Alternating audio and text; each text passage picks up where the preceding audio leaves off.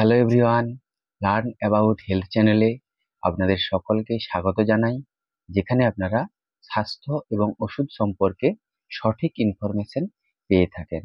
তো অফ্লক্সাসিন এবং ম্যাট্রোনিডাজল যে ওরাল সাসপেনশন বা সিরাপ, সেটি বাচ্চাদের কখন ব্যবহার করা হয়ে থাকে বা বাচ্চাদের কি কি অসুবিধা হলে আপনি এই ওরাল সাসপেনশন বা সিরাপ ব্যবহার করতে পারবেন, আর এর ব্যবহারের মাত্রাই বা কি, তো তার নিয়েই আজকের এই ভিডিওটা।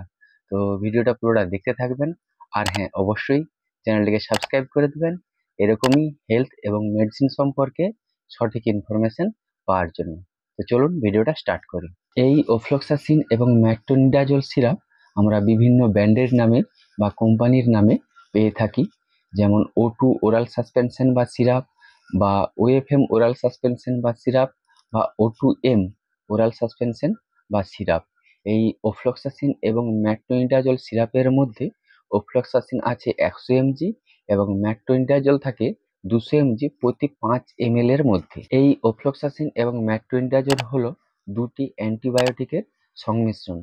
অফ্লক্সাসিন ব্যাকটেরিয়া কোষের বিভাজন এবং মেরামতকে বাধা দেয় বা ধ্বংস করে ফেলে, আর ম্যাট্রোনিডাজল সংক্রমণের জন্য দায়ী পরজীবী এবং অ্যানারোবিক ব্যাকটেরিয়াকে হত্যা করে কাজ করে।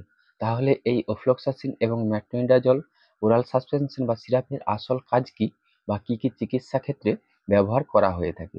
বাচ্চাদের বা শিশুদের ডায়রিয়া বা যদি পাতলা পায়খানা হয়ে থাকে 8 থেকে 10 বার বা 5 থেকে 6 বার, তখন তার চিকিৎসা ও তার প্রতিরোধে এই অফ্লক্সাসিন এবং ম্যাট্রোনিডাজল ওরাল সাসপেনশন বা সিরাপ ব্যবহার করা হয়ে থাকে।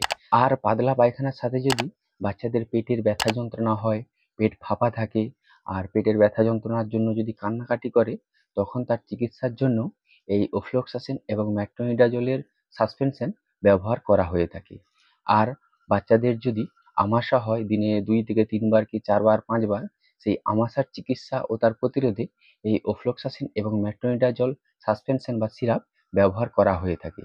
আর পেটের সংক্রমণে, ব্যাকটেরিয়ার সংক্রমণে বা অন্ত্রের সংক্রমণের চিকিৎসা ও তার প্রতিরোধে এই অফ্লক্সাসিন এবং ম্যাট্রোনিডাজল ওরাল সাসপেনশন বা সিরাপ ব্যবহার করা হয়ে থাকে। এই অফ্লক্সাসিন এবং ম্যাট্রোনিডাজল ওরাল সাসপেন্সের ব্যবহারের পদ্ধতি এবং ব্যবহারের মাত্রা কি হতে পারে?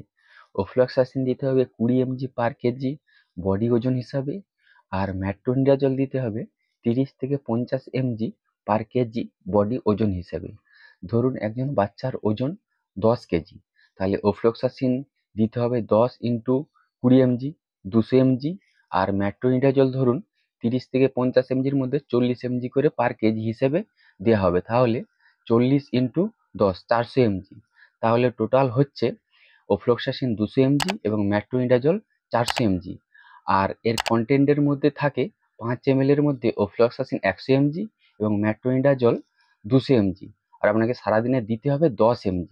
তাহলে 5 mg করে সারাদিনে দুবার দিতে পারেন, বা 3.5 ml করে সারাদিনে 3 বার ভাগ করে দিতে পারেন।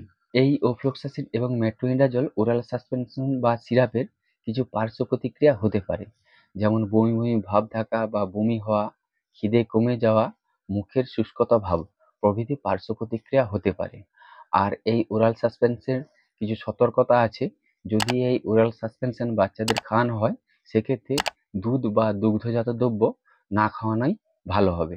তো এই ছিল অফ্লক্সাসিন এবং ম্যাট্রোনিডাজল ওরাল সাসপেনশন বা সিরাপ আপনি কখন খাওয়াতে পারবেন, পায়খানা হলে খাওয়াতে পারবেন কি না, তো তার বিষয়ে একটা সম্পূর্ণ বিবরণ। এর বাইরেও যদি আপনাদের কিছু জানার থাকে, তাহলে অবশ্যই কমেন্ট করে জানাবেন, লাইক করবেন, ভিডিওটিকে সকলের মধ্যে শেয়ার করে সকলকে দেখার সুযোগ করে দিবেন। আর হ্যাঁ, অবশ্যই চ্যানেলটিকে সাবস্ক্রাইব করবেন। আপনারা সকলে বেশ ভালো থাকবেন, সুস্থ থাকবেন। ধন্যবাদ।